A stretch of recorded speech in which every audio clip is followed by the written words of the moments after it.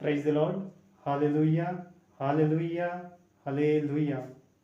క్రీస్తునందు ప్రియ సహోదరి సహోదరులారా, ఈరోజు సువిశేష పట్టణం చూసినట్లయితే ప్రభు మనకి తెలియజేసేది ఏంటంటే, ఎవరైతే దేవుడి వాక్యాన్ని విని ఆచరిస్తారో వాళ్ళందరూ కూడా రాతి పునాది పైన ఇల్లు కట్టినటువంటి బుద్ధిమంతుడిని పోలి ఉన్నారని చెప్పి ప్రభు తెలియజేస్తూ ఉన్నాడు.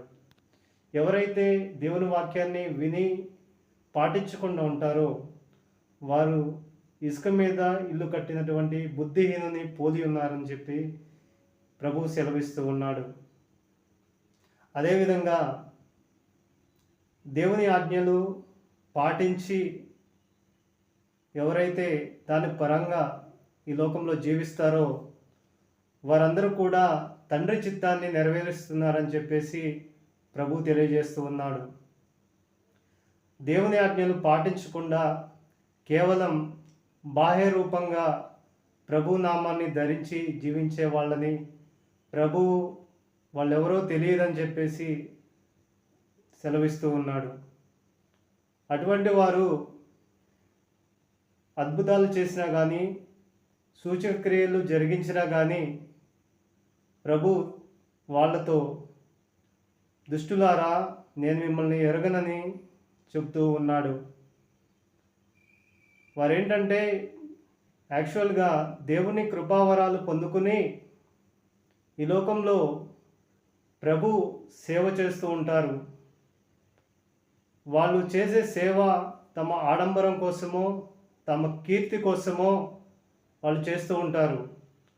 దేవుడు కృపావరాలు ఇచ్చింది తన సంఘం కోసం, తన సంఘ క్షేమాభివృద్ధి కోసం ప్రభు కృపావరాలను ఇచ్చి సంఘాన్ని రక్షించడానికి వారిని నియమించి ఉన్నారు.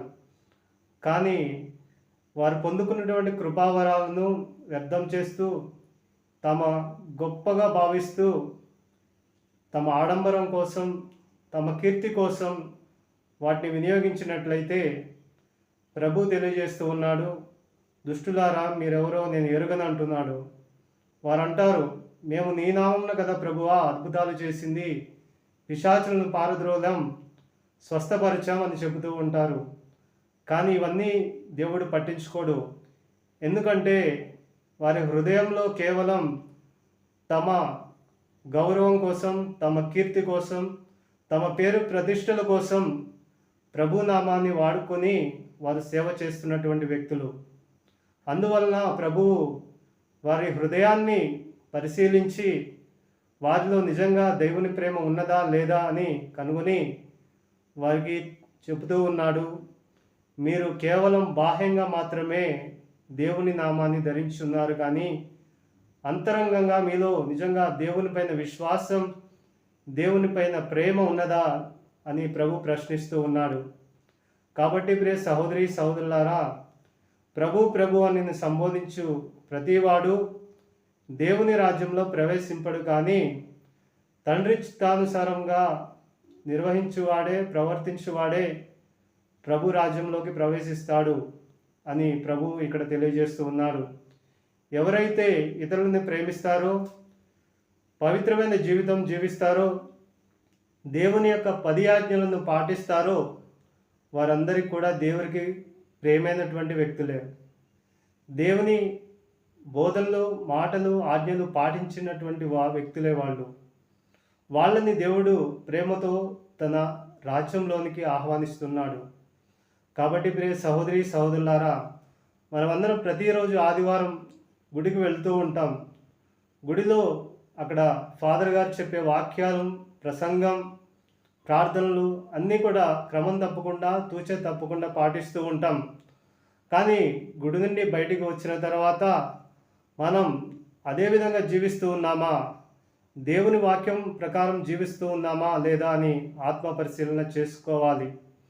ఒకవేళ దేవుని వాక్యం విని పాటించకుండా ఉన్నట్లయితే మనము కూడా బుద్ధిహీనుని పోలి ఉన్నాం. ఇసుక మీద ఇల్లు కట్టబడినటువంటి బుద్ధిహీనుని పోలి ఉన్నాం. కాబట్టి అటువంటి పరిస్థితిలోకి మనం వెళ్లకుండా మనం ఎల్లప్పుడూ జాగరూకతతో, విశ్వాసముతో దేవుణ్ణి సేవిస్తూ ప్రేమిస్తూ మనమందరం కూడా నిత్య జీవానికి యోగ్యులు అవ్వాలని చెప్పి ప్రభు తెలియజేస్తూ ఉన్నాడు. Praise the Lord. Thank you Jesus.